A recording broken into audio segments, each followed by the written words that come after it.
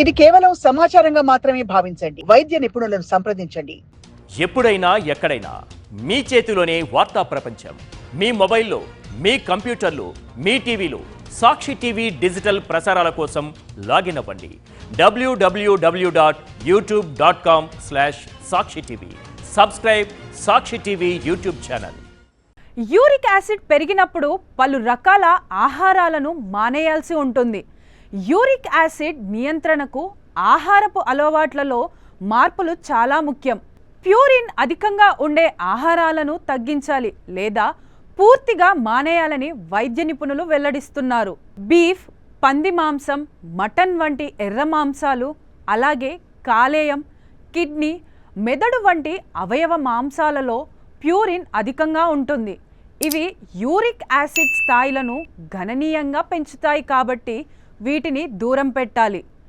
రొయ్యలు, పీతలు, sardine, మాకెరల్, tuna వంటి చేపలు, సెల్ఫిష్లలో ప్యూరిన్ అధికంగా ఉంటుంది. వీటిని తీసుకోవడం వల్ల యూరిక్ యాసిడ్ స్థాయిలు పెరుగుతాయి. ఆల్కహాల్ తీసుకోవడం వల్ల యూరిక్ యాసిడ్ ఉత్పత్తి పెరుగుతుంది. అంతేకాకుండా మూత్రపిండాలు యూరిక్ యాసిడ్ను శరీరం నుంచి బయటకు పంపే సామర్థ్యాన్ని కూడా తగ్గిస్తుంది. కాబట్టి ఆల్కహాల్కు దూరంగా ఉండాలి. శీతల పానీయాలు, ప్యాకేజ్డ్ జ్యూసులు, తీపి పదార్థాలలో ఫ్రక్టోజ్ అధికంగా ఉంటుంది. ఫ్రక్టోజ్ యూరిక్ యాసిడ్ స్థాయిలను పెంచుతుందని అధ్యయనాలు చెబుతున్నాయి.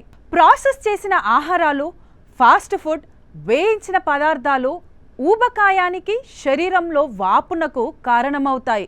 ఇవి పరోక్షంగా యూరిక్ యాసిడ్ స్థాయిలను కూడా ప్రభావితం చేస్తాయి. యూరిక్ యాసిడ్ లక్షణాలు కనిపించిన వెంటనే వైద్యుడిని సంప్రదించి తగిన చికిత్స తీసుకోవడం, ఆహారపు అలవాట్లను మార్చుకోవాలి.